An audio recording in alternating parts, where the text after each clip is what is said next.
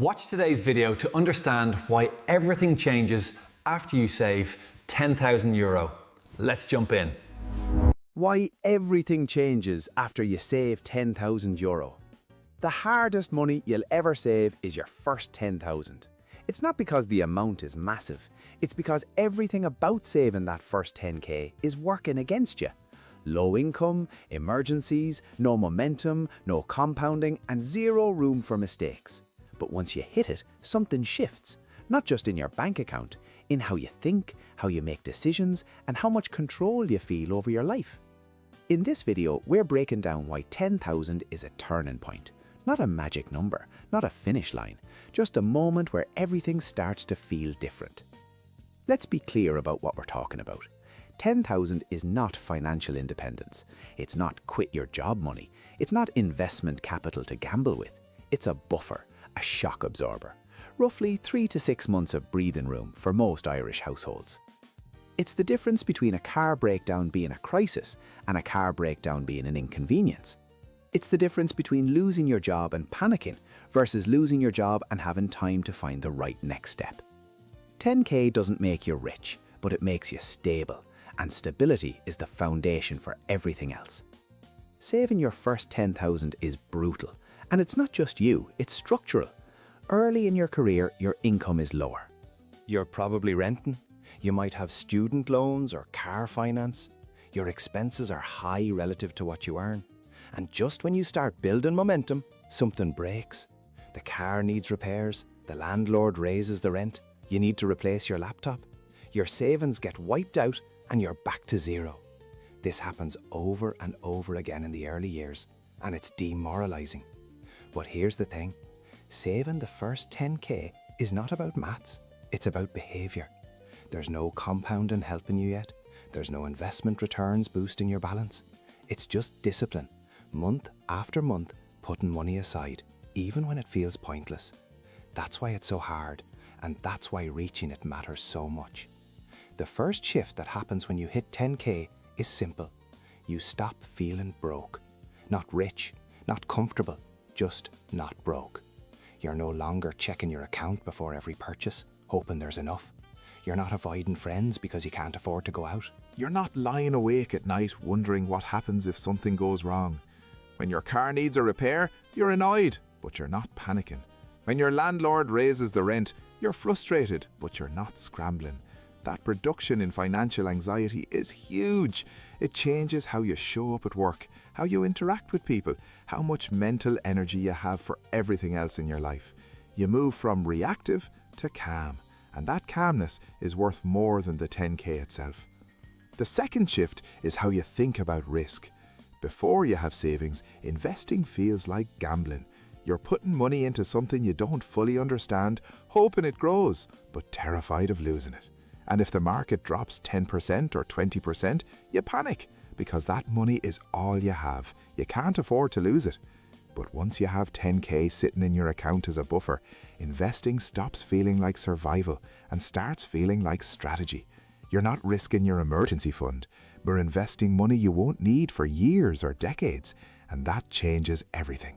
You're less likely to panic sell, less likely to make emotional decisions, less likely to chase hype or pull out at the worst possible time.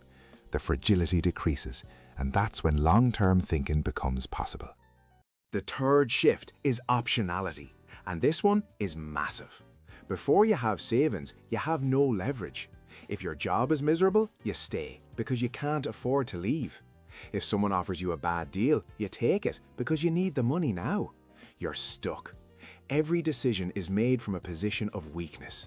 But once you have 10k, you gain the ability to say no. You can wait, you can walk away. You can take time to find the right opportunity instead of jumping at the first one. Money doesn't buy freedom yet, but it buys time. And time is what allows you to make better decisions, better career moves, better relationships, better life choices. That's what 10k really gives you, the ability to wait for the right thing instead of settling for the available thing. Here's something subtle that happens after you save 10k. Spending starts to feel different. Before you have savings, spending is binary. You either have the money or you don't. If you have it, you spend it. If you don't, you can't. But once you've saved 10,000 euros, you understand viscerally how much effort that took. You remember the months of saying no, the discipline, the delayed gratification. And now, when you're about to spend 500 or 1,000 euros on something, the question shifts. It's no longer, can I afford this? It becomes, is this worth slowing my progress? You don't stop spending. You just become more intentional. You start filtering out the noise, the stuff you don't actually care about, and spending on the things that genuinely matter to you. That shift in mindset is one of the most valuable things about reaching 10k. It's not just what you have, it's how you think.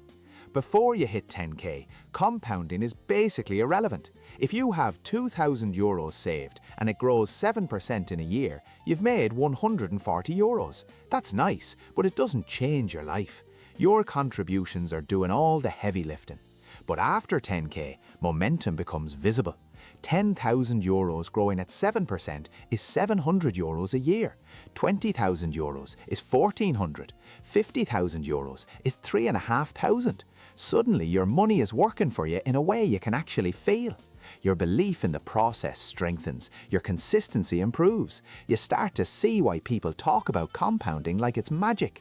It's not that the maths changed, it's that the numbers finally got big enough to matter. Let's be realistic for a second. 10k doesn't fix bad habits. If you're spending recklessly, 10k will disappear just as fast as 1k did.